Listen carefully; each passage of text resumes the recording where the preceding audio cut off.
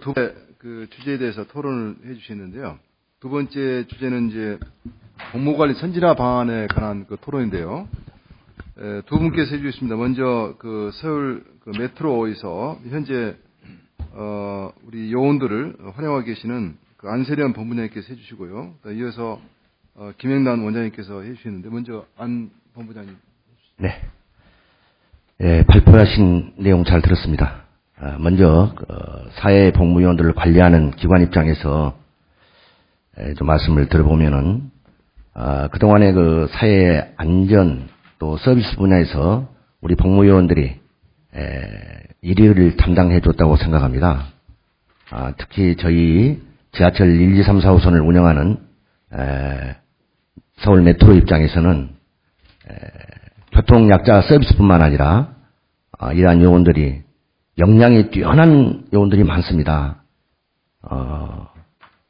외국인들이 관광객들이 국내에 와서 관광하기 위해서 많이 이용하고 있는 명동역이라든가 서울역, 강남역 등에서 통역도 해주고 있고, 그래서 우리 한국의 그 관광에 대해서 굉장히 이미지를 좋게 보내는 것도 현실입니다.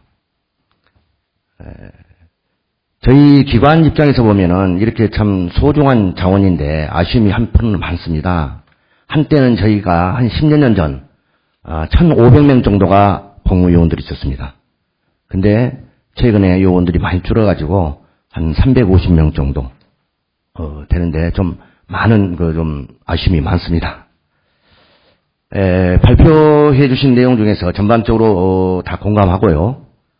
이와 같은 참 좋은 개선 방안들에 대해서 도출해 내기까지는 그동안의 그 병무당국의 그 청장님 또 지방청장님들께서 직접 그 복무기관들의 요원들과 대화도 하시고 또한 그 특히 그 복무지도관들께서 관리기관 및 요원들과의 지속적인 이러한 그 소통을 통해 가지고 얻어진 그 안이라고 생각되집니다.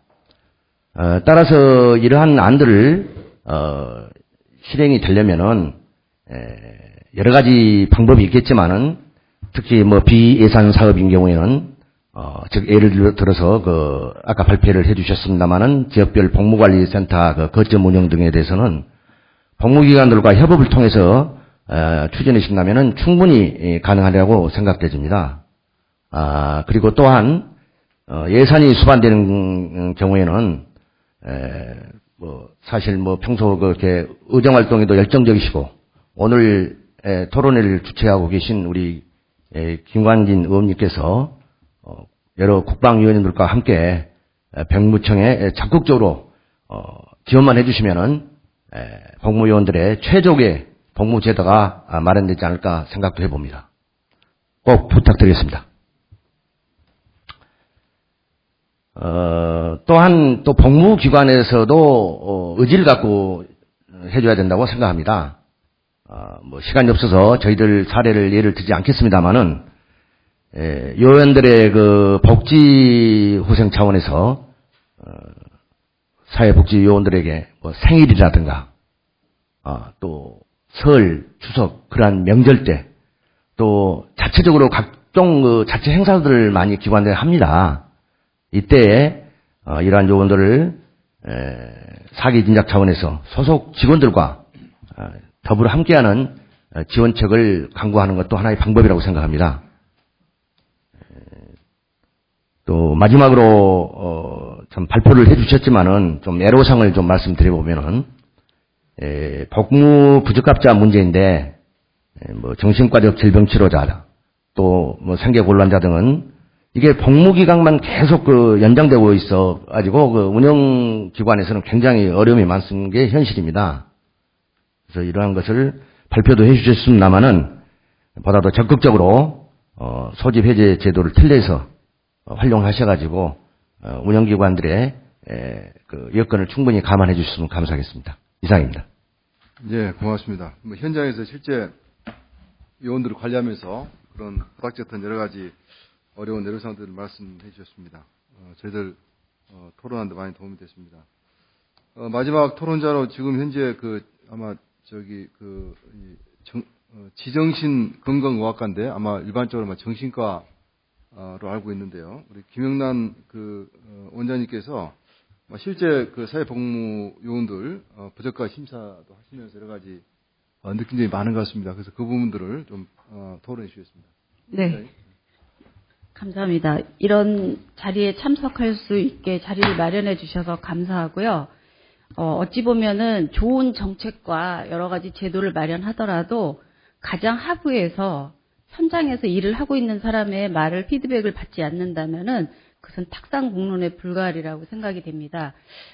이 자리에서 제가 군대는 안 갔다 왔지만 복무 부적합 심사를 하면서 느낀 점들을 정신과 전문의로서 의견을 좀 말씀을 드리려고 합니다. 먼저 개인적으로 제가 1994년부터 지금까지 20년 정도를 대전에서 개원가에서 일을 하고 있고요. 제가 써준 병사용 진단서도 숫자가 굉장히 많이 있다고 봅니다. 그런데 이 사람들 중에서 군 복무를 잘 한 사람도 있고 때로는 이 사람 때문에 대대장까지 전부 다 옷을 벗고 나오는 경우도 봤고요. 제대할 때까지 국군병원에서 입원을 하고 늘 소대장이 가서 아침마다 불러서 약을 먹이는 경우도 봤고 여러 가지 경험을 많이 했습니다. 우리과 환자들이 굉장히 군 복무에 대해서 어려운 점이 많고 현실적으로 그 사람을 데리고 있는 윗사람의 입장으로서도 매우 어렵다라는 것을 많이 실감하고 있습니다. 그런데 사회복무요원이 생기고 난 다음에 이 사람들이 어떤 문제가 있는가 하는 것이 심사를 해서 소집 해제를 시키는 그런 위원으로 2012년부터 들어가서 심사위원으로 활동을 하고 있습니다. 한번 심사를 들어갔을 때 1인 해당되는 여러 가지 보조 서류가 이만큼이 들어옵니다. 그래서 그 서류를 읽다가 보면은 한숨이 나오는 경우가 참 많았습니다. 파워포인트가 안 뜨는데 파워포인트 7장에 해당하는 분량인데요. 간단히 말씀을 드리면은 당연히 면제되었어야 되는 사람이 사회복무요원으로 보내지고 이 사람을 관리하기 위해서 치르지 않아도 될 너무나 비싼 대가를 국가가 많이 치르고 있다. 국민들이 낸 세금이 복지라는 이름 하에서 상당히 낭비가 되고 있다. 그리고 굉장히 울화가 치미는 그런 경우들을 많이 봤습니다. 어찌 보면은 형평성은 상당히 우리 현실에서 중요합니다. 그런데 때로는 그 형평성의 모양새를 맞추기 위해서 유일하게 정신과에서는 지적 장애인과 정신 장애인이라고 하는 장애 판정을 두 가지를 내릴 수가 있습니다. 이 사람들은 정상인에 비해서 1인분의 역할이 안 되기 때문에 정상인들 사이에서 살기 위해서는 보호 울타리가 필요하기 때문에 장애인의 판정을 받습니다. 보통 사람들 사이에 끼어서는 치이고 사기당하기 쉽고 약자로서 이용당하기 쉽기 때문에 이 사람들을 법적으로 보호막을 해주는 것이라고 보면 됩니다. 그런데 이 사람들의 특징은 겉보기에는 멀쩡합니다. 누구보다도 신체가 건강하고 멀쩡하게 생겼고 말 안 하고 가만히 있게 되면은 매우 우수한 자원으로 보일 수 있습니다. 그러나 이 사람들의 알맹이를 소프트웨어를 열었을 때는 전혀 현실과 다르다는 것이 문제이고 그 현실은 정신과 의사만이 가장 잘 이해하고 있다는 겁니다. 대학병원에 가시면은 선생님들이 회진을 돌 때 다른 과에서는 내일 퇴원하셔도 되겠습니다 할 때 전부 다 아니에요. 저 일주일만 더 입원하게 해주세요. 며칠만 더 치료받게 해주세요. 이렇게 애원을 하는 반면에 정신과 병동은 유일하게 폐쇄병동입니다. 왜? 그 안에 있는 우리과 환자들이 나는 환자가 아닌데 억울하게 입원했다. 퇴원시켜달라. 회진하러 들어가면 99.9%가 나 빨리 퇴원하게 해달라. 내가 왜 약을 먹어야 되느냐.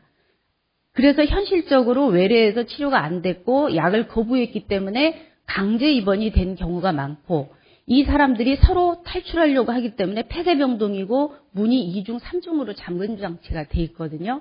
유일하게 CCTV가 돌아가고 화장실에서 혹은 유리창에서 창살이 돼 있고 자살 사고가 많기 때문에 목욕탕이라든가 화장실에서도 감시 카메라가 돌아갈 수가 있습니다.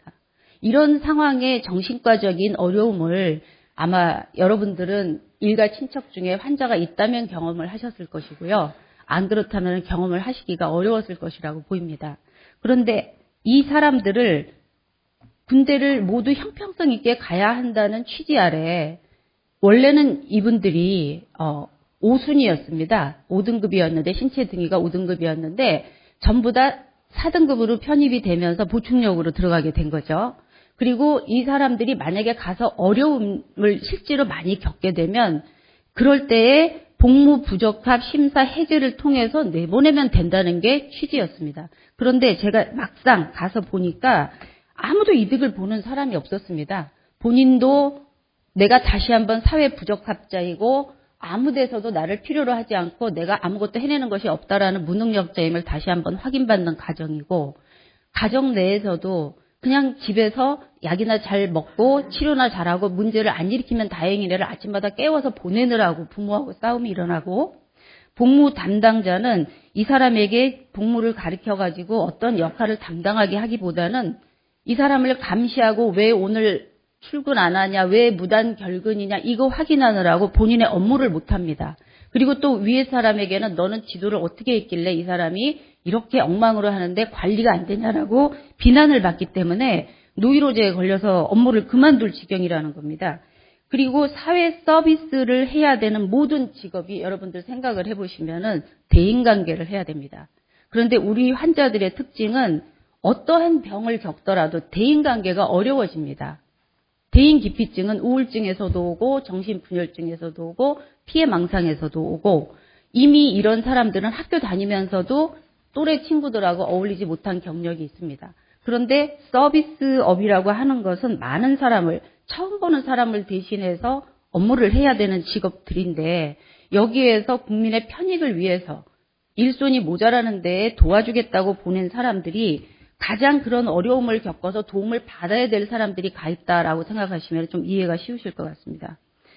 그래서 문제의 핵심을 쭉 심사를 2년간 이렇게 쭉 하면서 보니까 일단은 예전에는 수용자나 지적장애, 우리 정신과 환자들의 질환에 어려서부터 있는 경우 6개월 이상 치료한 경우에는 대부분 면제 처분이 많이 됐습니다.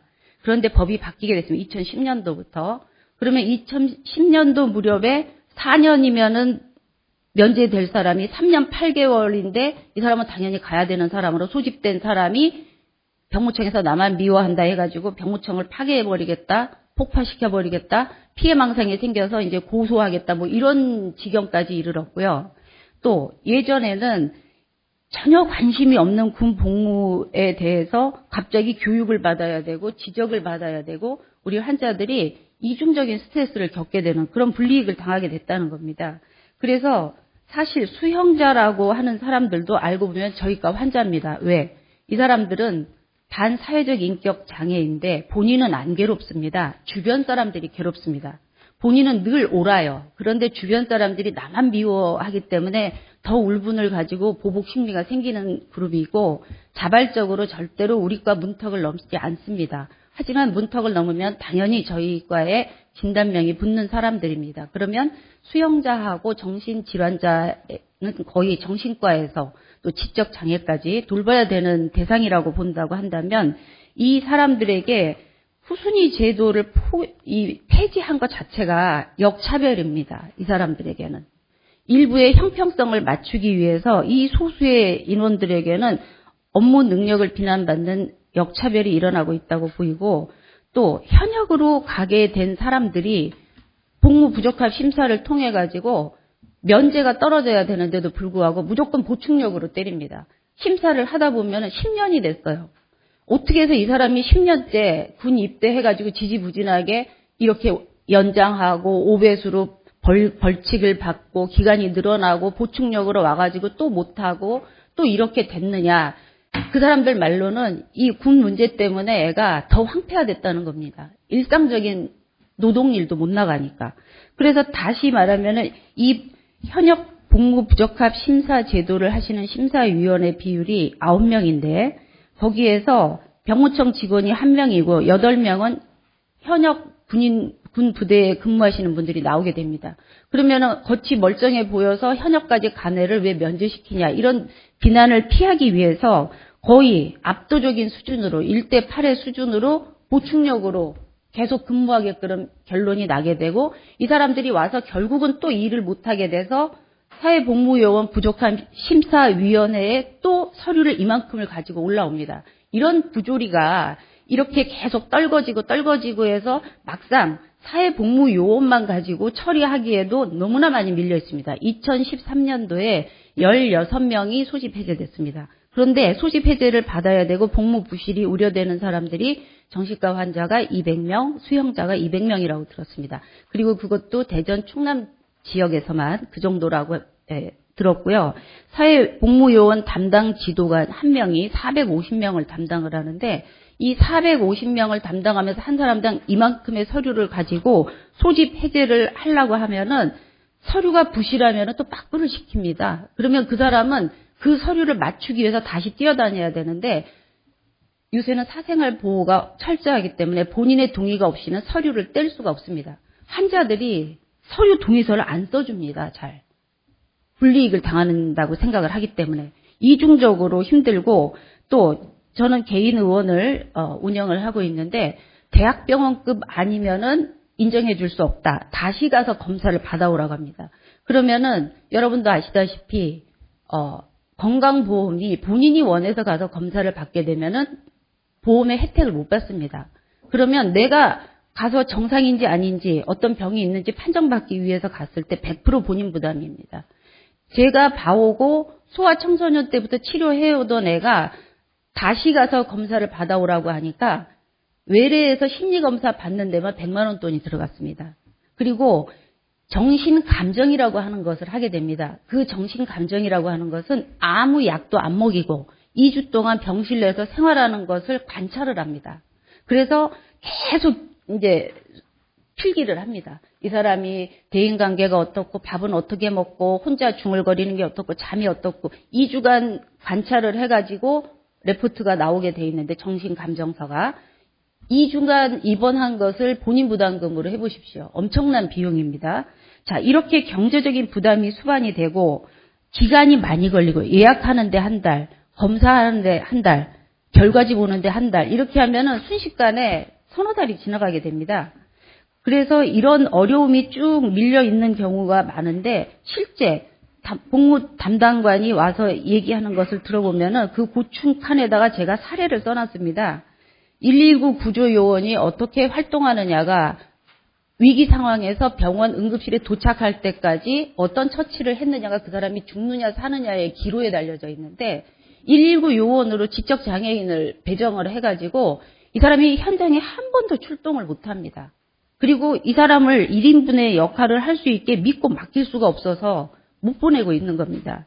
또 농촌 지도소 보조요원으로 갔는데 이 사람이 단순하게 어떤 일로 오셨습니까? 차 대접하고 성함이 어떻게 되십니까? 이것만 쓰면 되는데 대인기피증이어가지고 얼굴을 안 봐요.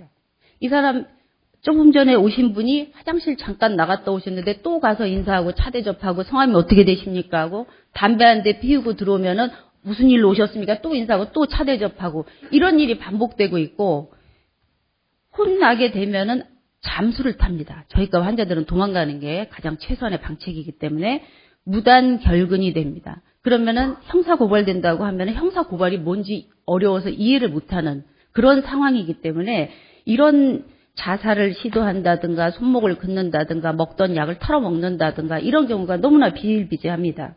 그래서 이 결론적으로 가게 되면은 개선책을 제안하자면은 형평성도 좋고 엄정함도 좋고 복무 기강을 잡는 것도 좋은데 이미 1인분이 안 되는 사람에게까지 적용을 해서 기존의 모든 잘 돌아가고 있던 기간에 정상 인력마저 노이로제 걸려가지고 치료를 해야 되는 이런 상황을 유발하지 말고 제대로 심사에서 등급을 환원해야 될 것은 환원하고 또 그 안에서도 세부 지침이 있어야 되겠다 하는 것입니다. 그 다음에 소집 해제 서류가 너무나 복잡하고 비용이 많이 들어갑니다. 이 경제적으로 해결을 해줘야 되고요.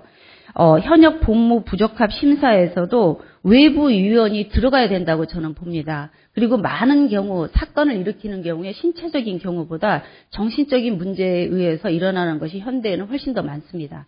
그렇기 때문에 이 군 부대 관계자의 그 심사위원 명수를 줄여야 된다고 봅니다. 그 다음에 정신과 질환자의 경우 최근에는 소아 청소년이 많이 문턱을 넘습니다.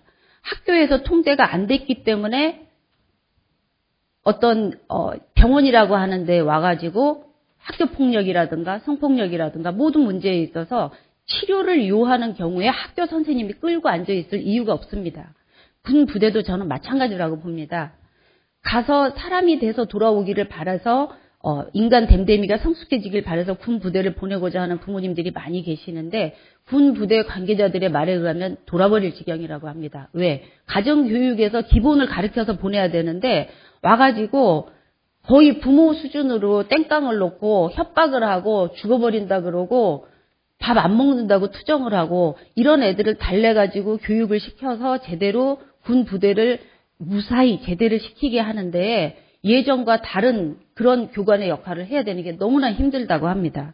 그렇기 때문에 우리가 가서 성숙해서 효과를 볼 수 있는 사람과 적당하게 차등을 둬야 된다고 생각을 합니다.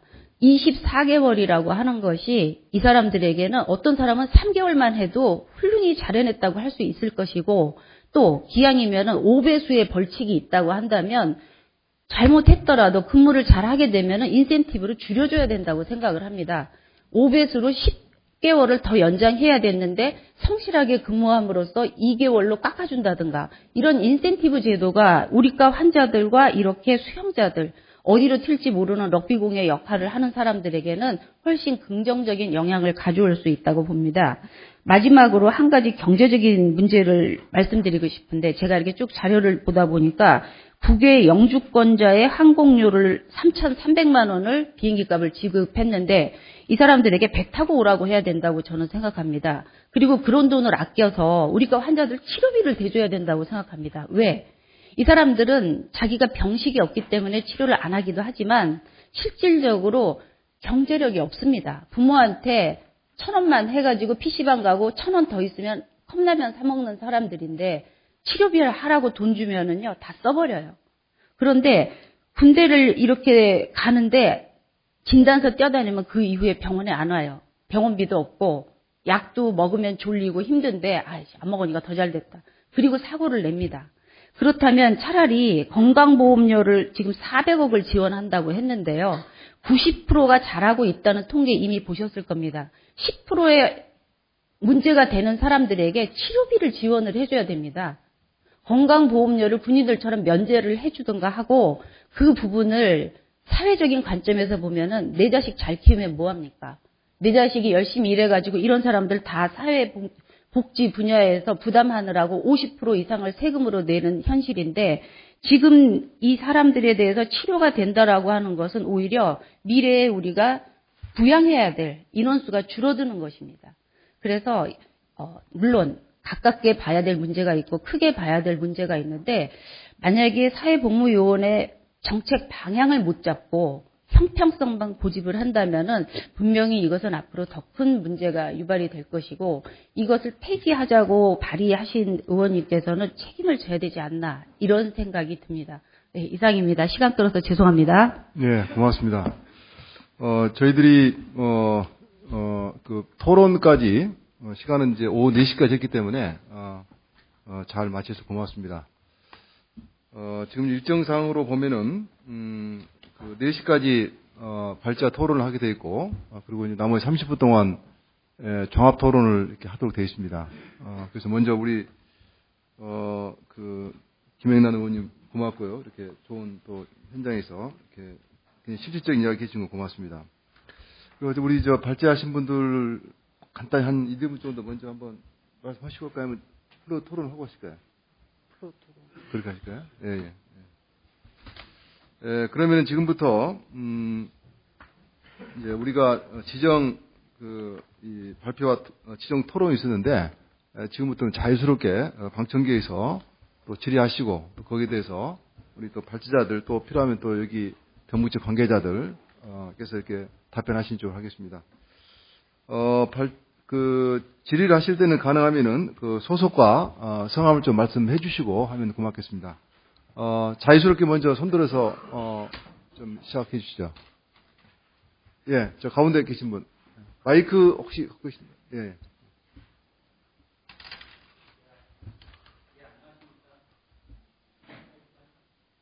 올리죠.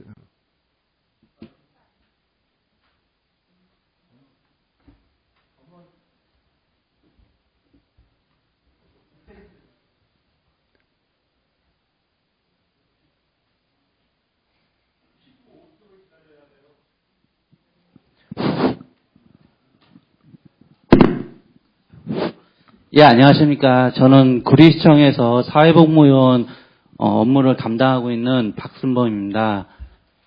효율적인 업무 관리에 대해서 평소에 느낀 점에 대해 말씀드리겠습니다.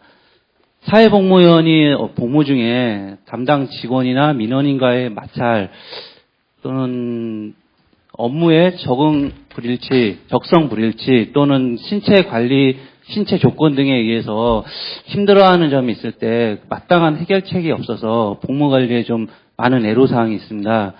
이를 해소하기 위해서 공무원과 같은 방식으로 기관 상호 간 인사교류 제도와 같은 유사한 방법을 사회복무원에도 도입하는 것을 생각해 봤는데요. 예를 들면 어떤 사회복지시설에서 어떤 우체국으로 또는 지하철 공사에서 시청으로 이런 식의 이동을 하는 방식으로 사회복무요원 상호 희망에 의해서 1대1 그 복무 기간을 교류해서 복무를 할 수 있게끔 한다면 그 해당 사회복무요원들의 그 근무 의욕 고치는 물론 저희 담당자들의 그 복무 관리에 많은 도움이 될 수 있다고 생각합니다. 이에 대한 의견이 어떠신지요? 저는 병무청에 제가 실제 근무하고 책임 있는 그런 입장이 있지 않습니다만은, 일반적으로 어떤 그런 부분들은 병무청이라든가 또는 이제 지자체에서 그런 실제 인력 운영할 때 충분히 그 수용 가능한 대안이 아닌가 그런 생각이 되는데요. 그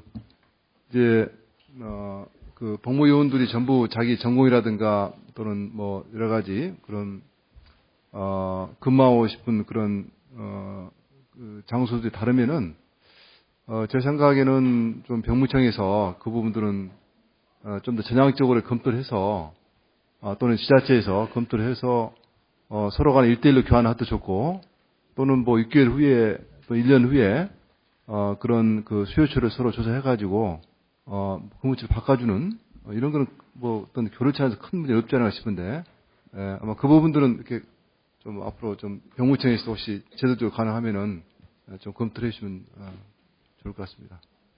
혹시 다른 분들 혹시 질의 있으신 분들? 예.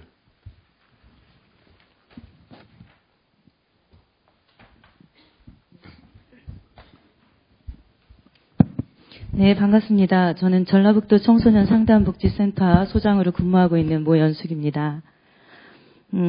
먼저 오늘 그 사회복무요원 복무관리 선진화 방안에 대한 그런 여러 가지 귀한 발제 내용에 대해서 적극적으로 공감하고 저희 귀한 자리에 이렇게 참석할 수 있는 영광이 있어서 개인적으로 보람이 있습니다. 한 가지 말씀을 드리자면 두 번째 발제 내용 중에서 보면 전문 상담관을 40명을 증원을 하고, 그래서 지방 병무청에는 3명 내지 4명을 배치하는 것에 대한 제안을 들었는데요. 그 의견에 추가 의견을 좀 여쭙고자 이 자리에 섰습니다.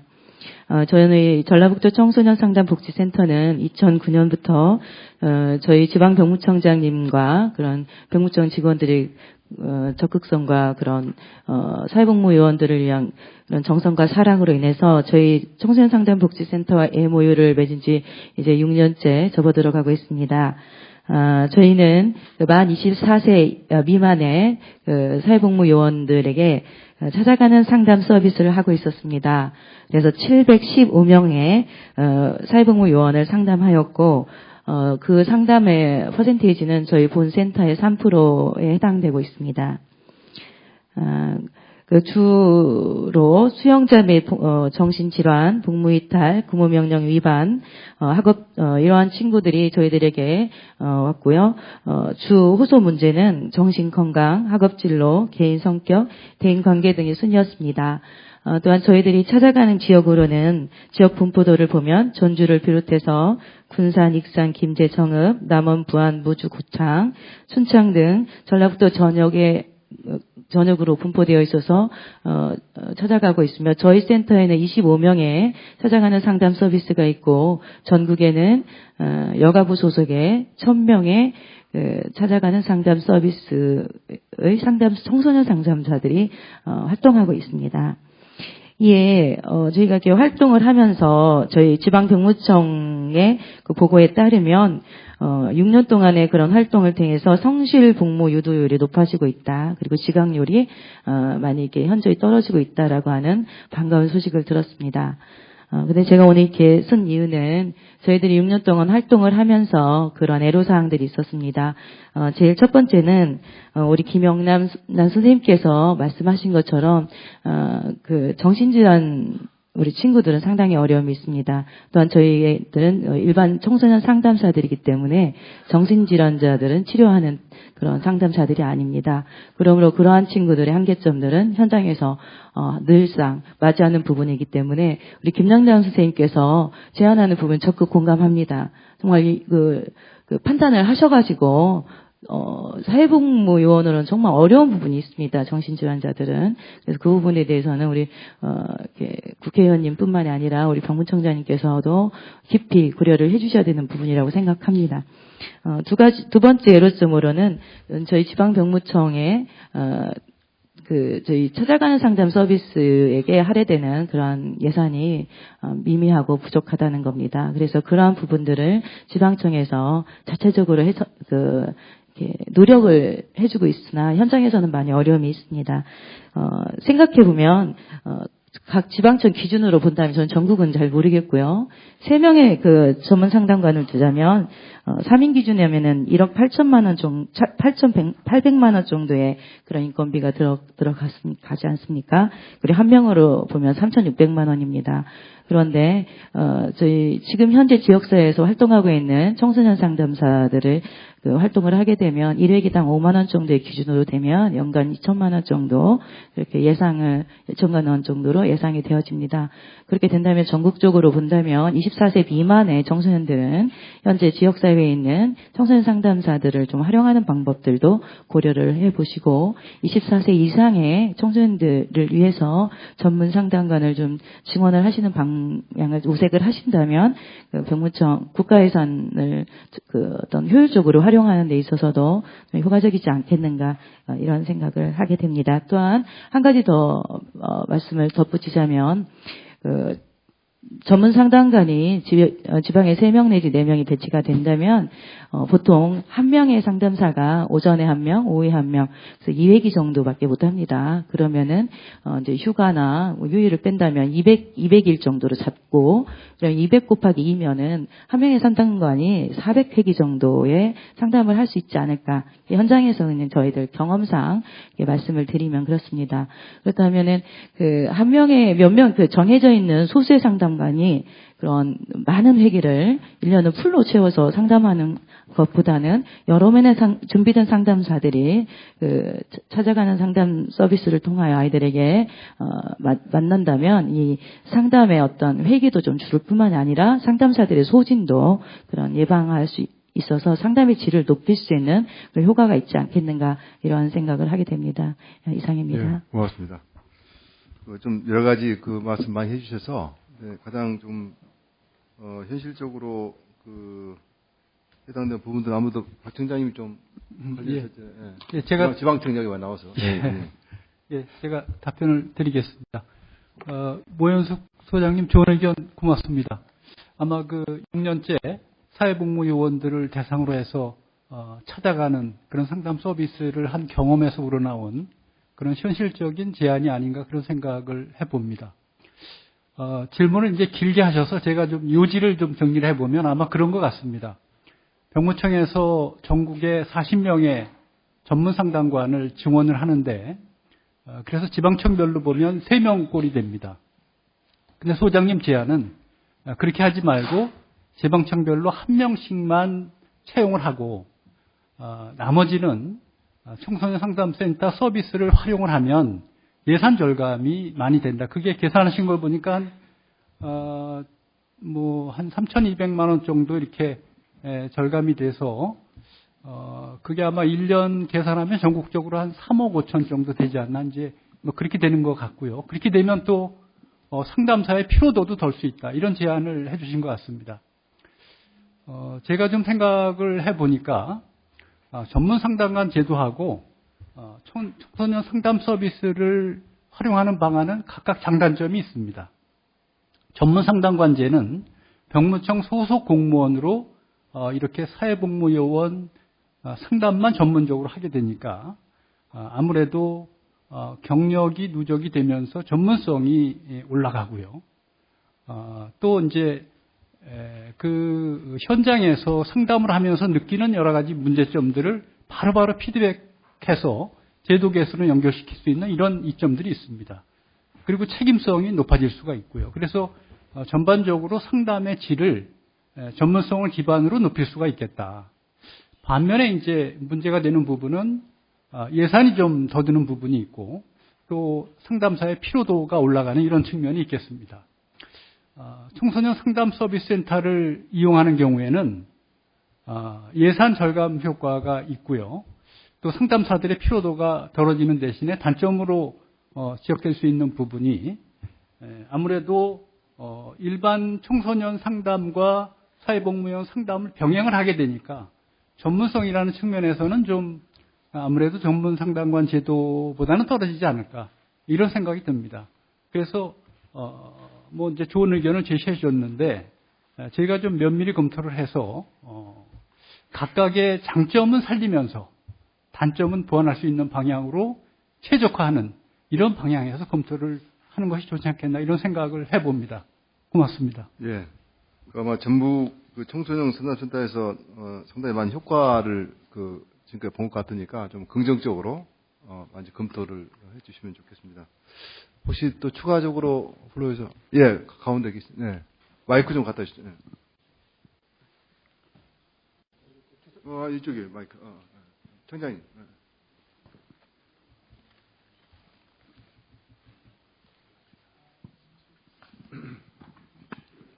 예, 죄송합니다.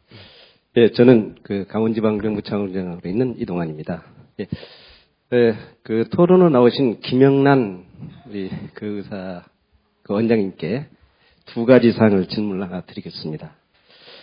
우선 저희 그 사회복무원 복무관리와 관련해서 누구 못지않게 심도 있는 많은 고민도 하셨고 검토를 하셨다고 저는 느낌이 듭니다. 특히 그 부적합자 심사 관련해서는 일반 국민이라면은 당연히 누구든지 이렇게 생각하리라 저는 생각이 됩니다. 하지만 저는 그 병무행정을 지금 평생을 병무행정을 해왔다고 하고 지금도 하고 있습니다만은 어떤 제도든 그 제도가 있을 때에는 그 나름대로 역사성이 있고 당위성이 있었기 때문에 이전에 이루어졌다라고 생각을 합니다. 그래서 그 부분을 간략히 소개드리면서 질문을 제가 던지겠습니다.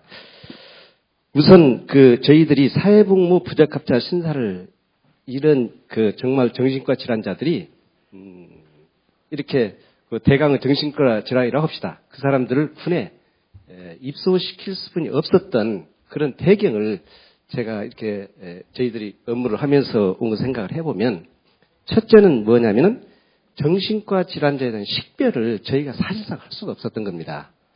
저희는 징병검사를 함에 있어서 사실은 오전, 오후반 불과 2시간의 모든 징병검사 자원을 검사를 하게 됩니다. 그런데 결국에는 정신과 담당 의사가 그 정신질환 여부를 판별하는 것은 진단서를 가지고 판정을 하더라는 거예요. 그런데 그 진단서를 가지고 오는 것이 사회적으로 오는 것이 부실하거나 또 때로는 허위로 만들어져 가지고 우리 사회적으로 크게 영향력이 있는 사람들이 예를 들면 정신과 질환으로 인해서 빠져나가는 그런 것이 많이 발생을 했어요. 그러다 보니까 정신과 질환 그 자체에 있는 불행이 강화되게 됐고 또 그 정신과 질환을 판단하는 의사 입장에서도 자기 책임이 따르기 때문에 가급적이면 7급을 주어서 오랜 시간 동안, 요즘은 최근 2년까지입니다만 계속 경과 규정을 둬서 관찰을 하도록 이렇게 되어 있는 겁니다. 그래서 제가 말씀드리고 싶은 것은 저희가 그런 원인으로 인해서 이렇게 정신과 질환을 판정을 하고 있기 때문에 우리 원장님께 제가 드리고 싶은 말씀은 정말로 그러면 그렇게 오는 정신과 질환자들을 가장 진실하게 식별할 수 있는 방법이 뭔지 그 의견을 제가 감히 질문을 드리고 싶고요. 네. 두 번째 사항은 이건 현장에서 저희가 업무를 하면서 지금 실례를 들어 말씀드리는 겁니다. 저희 강원지방병부청에는 현재 지금 정신과 질환자가 70명, 수용자가 27명입니다. 근데 저희가 이 사람들을 복무를 관리를 하면서 보통 예를 들어서 정신과 질환자 같으면 복무에 아주 극히 장애가 아주 심한 사람, 뭐 그렇지 않은 사람, 뭐 다소 의사 선생님들 입장에서는 차이는 있을 수는 있겠지만 저희들이 판단했을 때 복무가 현실적으로 조금 정말로 우리가 특별하게 관리를 해야 되겠다. 이런 사람들이 정신과 질환은 약 한 5%에서 6% 저희가 관리를 하고 있습니다. 그리고 수용자 경우 제가 30% 돼요. 그러면 바꾸어 말씀을 드리면 나머지 80%나 70%는 어찌됐든 정신과 질환이나 수용자로서 우리가 관리를 하고 있지만 저희 입장에서 보면 그래도 복무를 하고 있지 않느냐 이거죠. 그러면 저희 입장에서 우리 병역 의무 형평성은 물론 보는 사람의 관점에 따라서 뭐 차이가 있을 수는 있지만 저희 병무행정을 주관하고 있는 저희 주관 부서에서는 이 형평성의 가치를 절대 놓을 수는 없습니다. 이 형평성의 가치라는 것은 조금만 무너져도 우리 모두가 거기에 누구도 안 하는데 이런 안 되겠죠, 그건요. 그래서 그런 관점에서 볼 때 이렇게 정신과 질환자라든지 수용자들이 정상적으로 근무하고 있음에도 불구하고 그 문제의 핵심이라고 주장하신 수용자 정신과 질환자 후순위 조정 제도를 폐지해야 되는 것인가? 이 두 가지 사항을 질문을 드리겠습니다. 네, 우리 원장님 좀 답변 네, 주시죠. 네. 간략하게 대답을 드리겠습니다. 시간이 모자라서 제가 발표하고 싶었던 부분을 말씀을 해주셔서 굉장히 감사드리고요. 첫 번째 질문에 대해서 답변을 드리겠습니다. 식별 어렵습니다. 왜? 대부분의 정신과 질환의 발병이 19세 전후입니다. 그 전까지 책가방 들고 학교 그럭저럭 다니던 애들이 이상하게 사회의 성인으로 나오기 시작하면서 우리나라는 군 문제가 대두됩니다. 그러면은 그 무렵에 뭔가 병이 생겨서 적응이 되는 그룹도 있는데 어떤 그룹은 계속 내리막길로 갑니다. 그러면 부모나 일반 사람들은 뭐라고 얘기하냐면 얘가 멀쩡했던 애인데 군대 가서 병이 생겨서 왔다고 합니다. 그리고 아까 여기 발표 부분에서도 보게 되면은 공상 처리, 군 부대에 와가지고 공무상 수행을 하다가 어쩌고저쩌고 해서 이상이 생기면은 비용을 처리한다고 돼 있는데 이렇게 해서 저한테 정신과에 가서 병이 생겼으니까 이거에 대해서 진단서를 진료 기록하고 첨부해가지고 보상 청구하겠다고 와서 뛰어간 사람도 상당히 많습니다. 애매합니다. 그 나이가.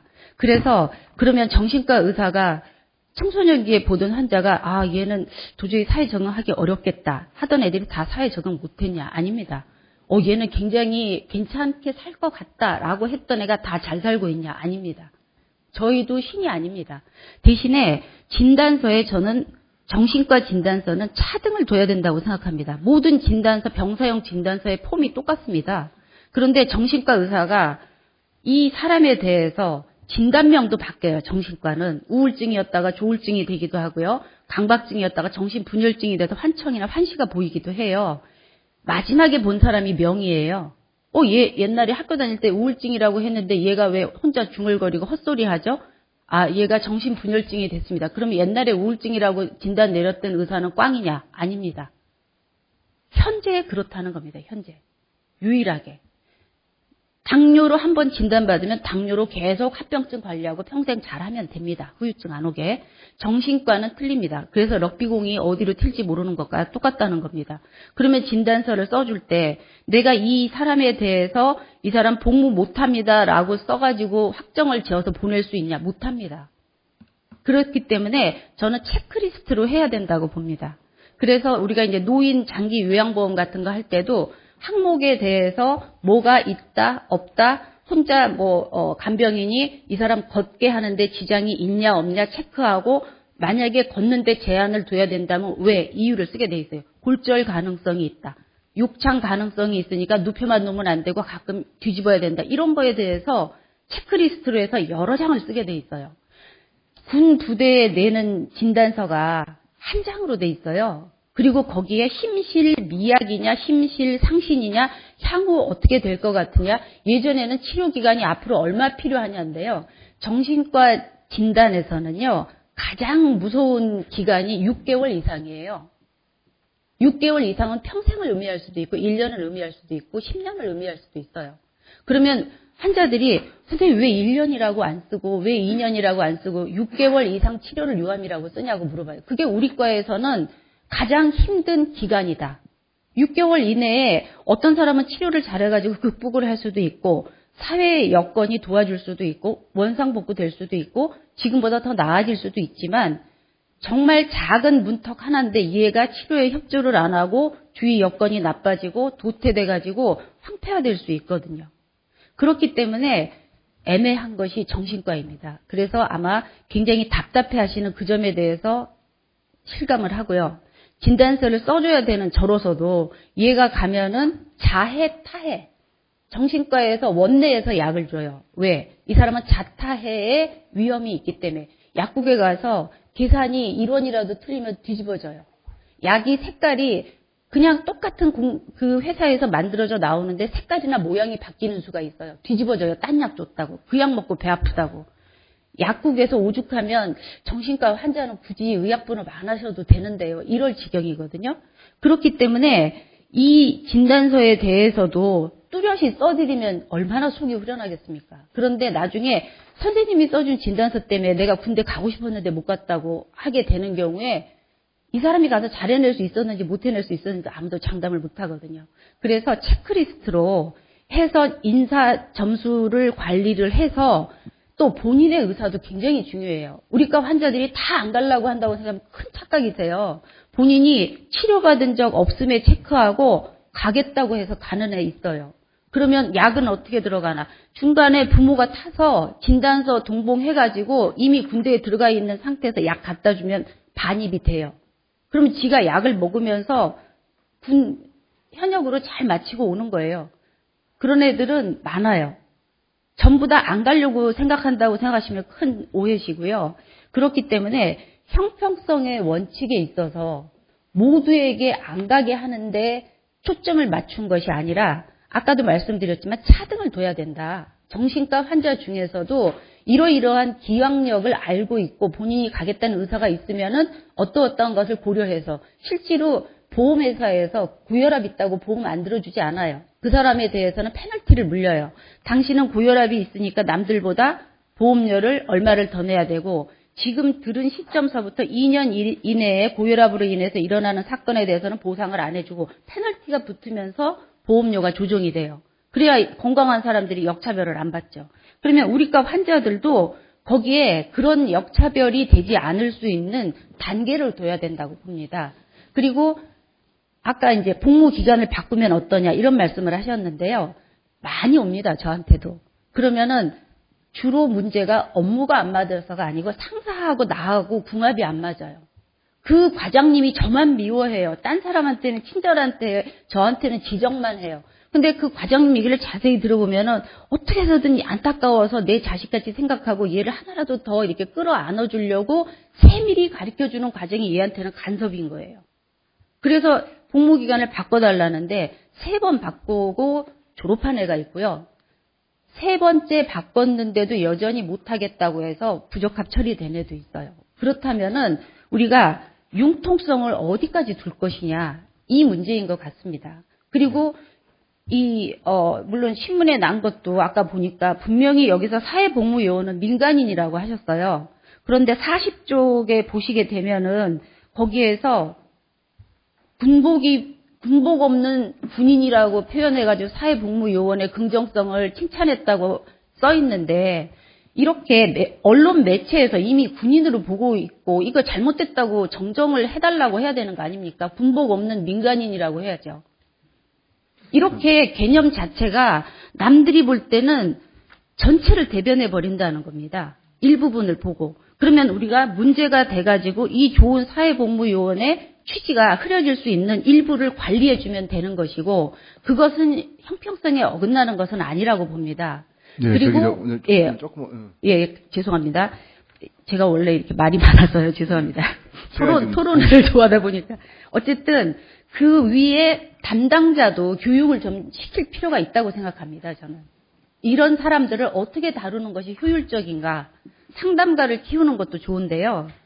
그런 기관에 필요로 하는 기관에 교육을 시키는 것도 도움이 될 것이라고 보입니다.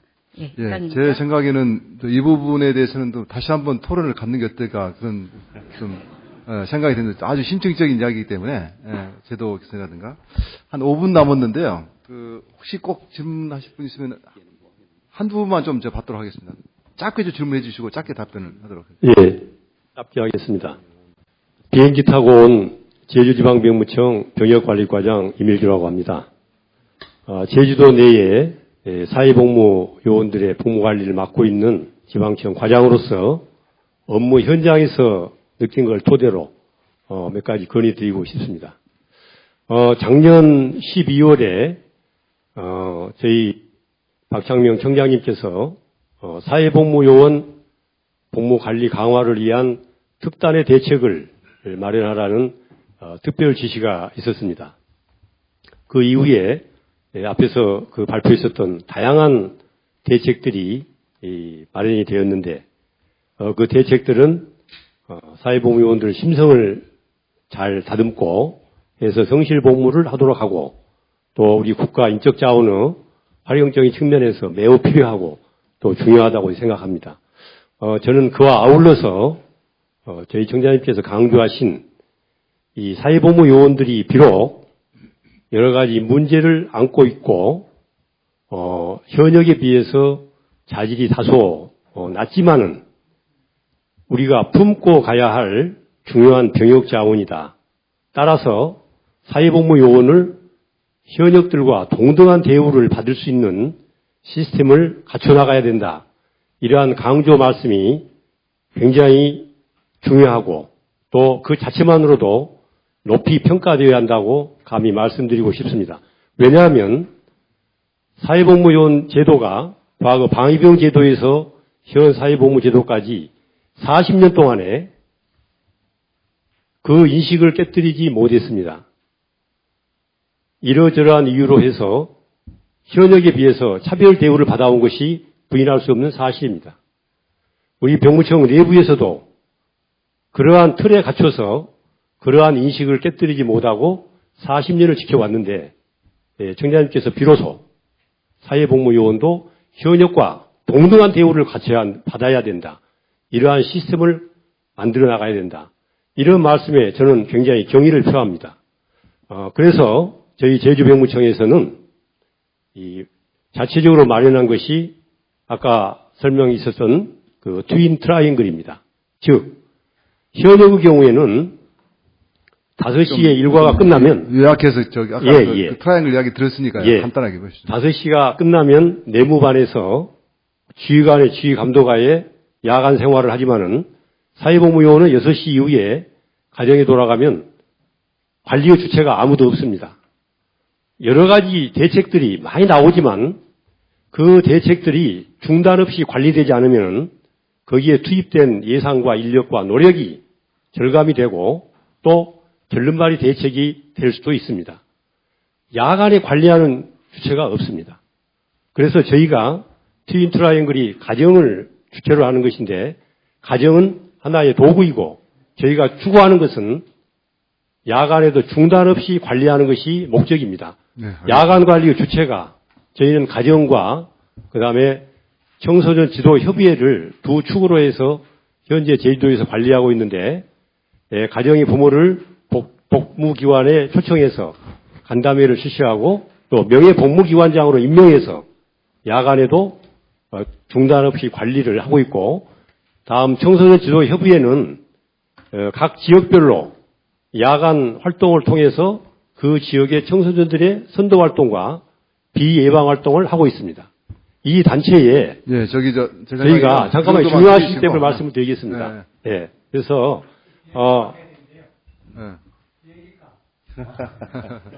제주도. 간단하게 쪼개서 말씀드리겠습니다. 그래서 지금 여러 가지 논의들이 있지만은 현장에서 보면은 야간에 관리하지 않음으로 인해 가지고 문제가 많이 생기고 있습니다. 우리가 다 알다시피 작년에 대구 여대생 살인 사건이나 지난번에 있었던 강남 20대 묻지마 여성 살인 사건, 또 차량 절도, 각종 사건 사고들은 복무 시간 이후 야간에다 벌어졌습니다. 이 야간에 관리하지 않는 여러 가지 대책들은 자칫 전림발이 대책으로 할 수가 있습니다. 물론 우리가 추구하는 것은 국가 인력 개발 차원에서는 당연히 해야 되고 중요합니다. 그러나 사건 사고를 막기 위해서는 야간에 중단 없이 이 복무 관리가 이루어져야 되고 여기에 대한 여러 가지 연구와 논의가 있어야 된다고 말씀을 드립니다. 저희는 청소년 지도협의회와 함께 업무 협약을 통해서 야간에 선도 활동을 하는 것은 일종의 그 가버넌스 차원에서 국가가 개입할 수 없는 부분에 야간 관리를 해나가는 것을 좀 강조드리고 싶고요. 끝으로 오늘 우리 김광진 국방위원님께서 이러한 그 정책 토론을 개최한 이 자리에서 한 가지 건의를 드리고 싶습니다. 사회복무요원이 현역과 동등한 대우를 받아야 된다는 그런 그 상징적이고 가시적인 하나의 방법으로서 우리 현역들에게만 40년 동안 지급해온 그 건빵을 가칭 병무청 건빵이라는 것으로 해서 우리 사회복무요원들에게도 지급을 해서 사회복무요원도 복무를 마치고 나면 현역과 동등하게 군대의 추억을 서로 이야기할 수 있는, 이것이야말로 현역과 사회복무요원이 동등한 대접을 받는 그런 상징적인 의미가 아니냐. 그래서 보험 4대 보험의 국가 지원을 대표 발의하셔가지고 올해부터 이루어지게 됐는데 사회복무요원들에게도 현역과 차별 없이 건빵을 지급할 수 있는 정책과 예산을 좀 지원해 주셨으면 고맙겠습니다. 감사합니다. 네. 아주 제주도에서 오셔서 특별히 좀 시간을 많이 할애됐고, 그런데 요새 박수는 좀 자제해 주시고, 근데 요새 그 건빵에 별사탕 들어 있습니까? 예, 그러면은 좀 맛있게 만들면 될 것 같습니다. 근데 제가 이제 보니까 아마 지금 실제 현재 사회복무요원으로 근무하는 분들 좀 한 분 정도 좀 의견을 듣고 싶은데, 아까 저쪽이 좀 든 것 같습니다. 예. 이쪽이 먼저 한번 하실까요? 예. 굉장히 잘생기신 분인데. 예.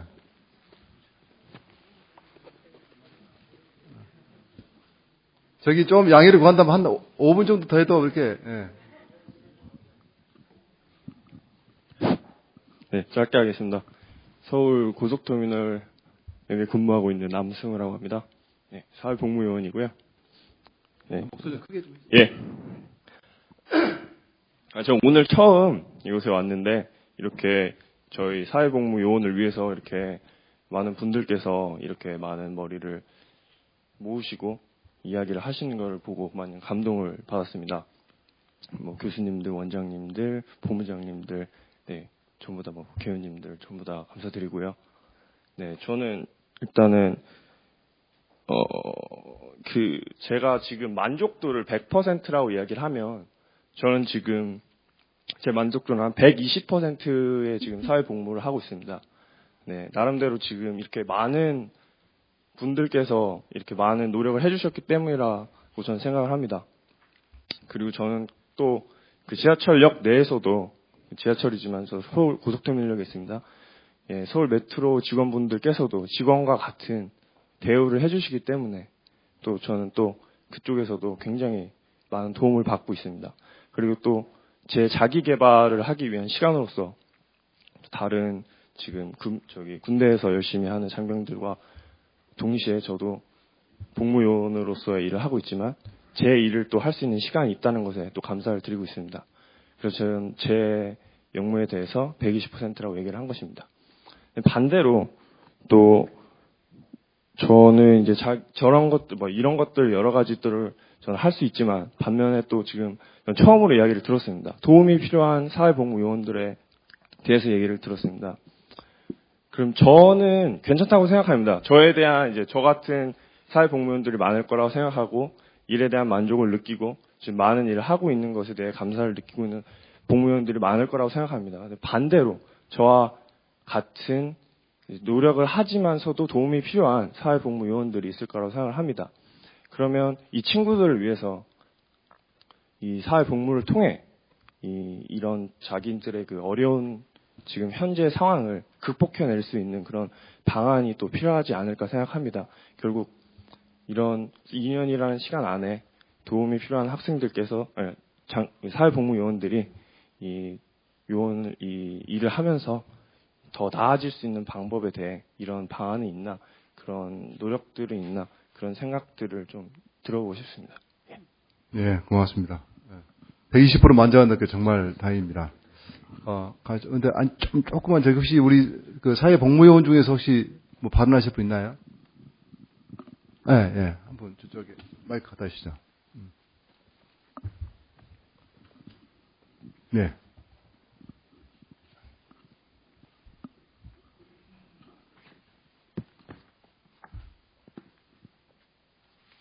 정리를 좀 자세히 해오신 것 같습니다. 네, 안녕하세요. 저는 경기도 수원시 권성구청에서 사회복무요원으로 복무하고 있는 한다솔입니다. 일단 저 또한 사회복무요원으로 이제 복무를 하면서 어느 정도 만족감이 현역에 비해서 못지 않다는 거는 사실인 것 같고요. 현재 토익이나 탭스 아니면은 또 어학시험 응시료 할인이나 아니면은 놀이공원 무료 입장 등 여러 가지 혜택은 현역병에게만 제공되는 걸로 알고 있습니다. 아까 여기 제주지청 그 과장님께서도 훌륭하게 말씀을 해주셨는데 이런 혜택이 사회복무요원뿐만 아니라 이렇게 사회복무요원 또 뭐 현역 입영자들에게까지 모두 다 이렇게 확대돼서 시행될 수 있도록 그런 방향에 대해서 좀 건의를 드리고 싶습니다. 네, 감사합니다. 예, 아마 또 병무청장님께서도 현역분과 똑같은 대우를 해야 된다 이런 생각을 오랫동안 갖고 계시기 때문에 그런 분들은 많이 개선될 걸로 생각합니다. 제가 좀 시간이 좀 지나서 어르신들 한 1분만 좀 다른 게 드리겠습니다. 예.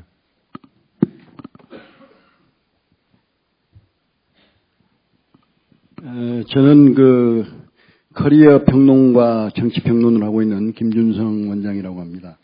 안세련 선생님과 황운성 선생님께 딱 한 가지 질문을 드리겠는데요. 이 사회복무요원들이 젊은이들이 한 10% 정도를 차지한다고 해서요. 이분들이 복무를 하고 나서 사회 진출하고 취직을 하게 될 텐데 커리어 전문 코치 제도를 한번 시행해 보는 게 어떨까 하는 생각이 듭니다. 그러니까 물론 자기 커리어를 정해가지고 지금 준비하고 있는 사람도 있겠지만 그렇지 않은 분들이 대부분으로 알고 있습니다. 그래서 커리어 코칭 제도를 전문적으로 도입하셔서 처음에 입대할 때 야에 너는 숫자를 많이 다루는 금융 분야, 자네는 자재 분야, 자네는 뭐 호적 분야, 인사 분야, 여러 분야가 있을 겁니다. 복무하는 동안에 주로 많이 근무할 수 있는 영역에서 말이죠. 그런 것들을 좀 현역으로 갔을 때처럼 평가화해가지고 그 자질을 오랫동안 거기서 보직 관리를 하도록 하고 필요하면 자격증을 따도록 해가지고 사회 진출했을 때도 현역 못지않게 사회복무요원들이 그 전문적인 역량을 가지고 취직할 수 있도록 하는 시스템을 만드는 게 필요하다고 봅니다. 특히 서울시 같은 경우는 굉장히 그 구청에서 근무하는 사회복무요원들이 많기 때문에요. 이 사람들에 대한 저녁 시에 의견을 사회 전문 코칭 시스템이 써주고 이 사람이 다뤄온 지금까지의 전문적인 업무 영역을 반영해서 시간제 공무원으로 시험을 본다고 할 때 가점을 준다든지 하는 것들도 동시에 커리어 코칭 시스템에서 수행해야 된다고 보는데 안세련 선생님과 황운성 선생님은 어떻게 생각하시는지 이상입니다. 예. 이렇게 좀 하면 어떨까 싶습니다. 발제를 두 분이 해주셨기 때문에 먼저 간단하게 좀 먼저 정리해 주시고 그리고 방금 우리 어르신께서 말씀하신 그 부분에 대해서 간단하게 좀 답변하신 걸로. 그럼 어떻게 먼저 하시겠습니까? 아니 안석희 선생님. 네, 안석희 먼저 하시죠. 전체적으로 종합을 하는 거예요. 예, 저희 오늘 발제와 토론 굉장히 건설적이고 또 좋은 의견들이 많이 나와서 기쁘게 저도 생각하고요. 말씀해 주신 것들이 사실은 병무청이나 국방부 차원에서 고민이 안 되는 것들은 아닌데 사실 이제 현실적인 어떤 문제점들 때문에 사실상 이게 될까 말까 이런 것들이 좀 고민이 많은 지점도 좀 있는 것 같습니다. 그래서 말씀해 주신 다양한 의견들을 종합적으로 해가지고 좀 더 발전적인, 사실 이 사회복무요원 제도라는 것이 과거의 공익공무원 제도랑은 지금 모습을 지금 달리한, 어떻게 보면 자리를 잘 잡아야 되는 그런 제도라고 보여집니다. 그래서 아까 사기 진작 방안도 말씀하시고 우리 커리어 코칭 시스템도 말씀을 하시고 그런 것들이 사실은 이제 제도의 초기 단계에서 지금 잘 자리를 잡을 수 있도록 하는 그러한 것들이 돼야 되고요. 말씀드린 너무나 잘 아시는 것처럼 사실은 병역 부담의 이제 등가라는 그런 차원에서 사회적인 합의 내지는 국민적인 합의 내지는 인식이 좀 필요합니다. 현역 복무를 한 것처럼 사회 복무를 했었을 때 부담의 등가가 같은 값의 그런 병역 의무 부담을 했다라는 것들은 사회적인 인식이 이제 필요한 거고, 그거를 위해서 사실은 현재 시점에서 제도를 제대로 자리를 잡도록 만들어야 되는 그런 고민거리가 많다, 이제 그런 생각이 좀 듭니다. 그래서 구체적으로 세부적인것까지는 말씀 못 드리겠고요. 저는 오늘 굉장히 저도 많이 배웠고 고맙고 감사드립니다. 이상입니다. 예, 감사합니다. 사회적 코칭 시스템 했으면 좋겠다, 그렇게 되지 않고 굉장히 좋은 제안이시기 때문에 이렇게 받으면 될 것 같고요. 이제 마지막 마무리하면서 오늘 이 토론을 주관하신 우리 김관희 의원님께서 한 말씀. 청장님께서는 잠깐 지금 나가신 것 같은데요. 그러면 오늘 전체적으로 시간이 예상보다 한 10분 정도 지났습니다. 그 10분이라는 게 어떻게 보면은 그만큼 더 진지하고 굉장히 심도 있게 저희들 토론하고 의견을 교환했던 좋은 시간인 것 같습니다. 오늘 계기로 바라는 것은 이런 사회 복무 요원들 업무 능력이 좀 더 배가 되고 그런 여러 가지 복무 관리 잘 되도록 이렇게 좋은 기회 됐으면 합니다. 청장님 혹시 좀 마지막으로 마무리 말씀 부탁드리겠습니다. 의원님께서 양보를 하셔서 마이크 좀 갖다 주시죠.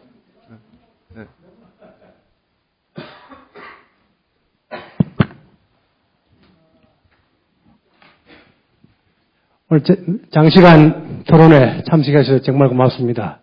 특히 우리 조만행 교수님과 오늘 발제도 해주시고 토론도 해주신 앞에 계신 선생님들 오늘 고맙습니다. 오늘 박수를 못 치게 하니까 오늘 박수를 못 받아서 참 아주 유감스럽습니다.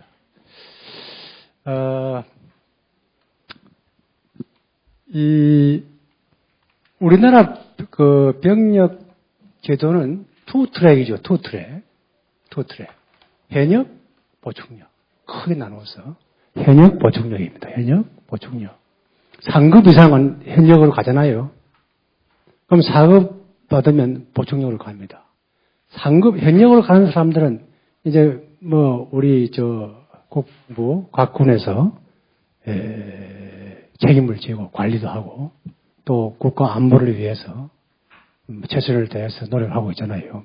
그런데 4급으로 사회복무요원으로 이렇게 근무를 하는 이 요원들은 농산훈련소에서 4주 훈련 받으면 2등병으로 신분이 민간인으로 바뀌어요. 그래가지고 전국에 있는 8만 8천 개 복무기관에서 2만 2천여 군데에서 다양한 업무를 하고 있잖아요. 그러다 보니까 이 복무기관의 주체도 애매하고 또 소속도 애매하고 계급도 애매하고 자존감을 찾기가 힘들어요. 그래서 제가 생각하는 것은 이 사회복무의 틀을 좀 더 새로 짤 필요가 있지 않나. 그리고 이것을 좀 체계를 반드시 잡아줄 필요가 있다. 그리고 이들에 대한 서비스와 지원 체계 이것도 확실히 해야 되겠다. 그냥 4급으로 된 것도 본인이 하고 싶어서 자의해서 된 건 아니잖아요. 국가에서 판정을 해서 너는 4급이다.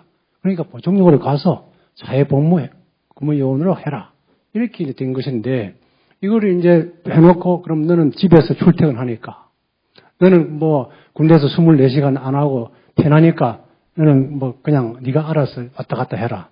이제 하는데 이렇게 우리가 조금 이 부분에 대해서 소홀한 것이 아니냐. 그래서 여기도 우리가 관심을 가져서 이 사람들이 대한민국의 병력 의무를 함에 있어서 당당하게 또 자존감을 가지고 할 수 있도록 이런 국가적인 지원과 사회적인 관심이 필요하지 않나 이렇게 생각합니다.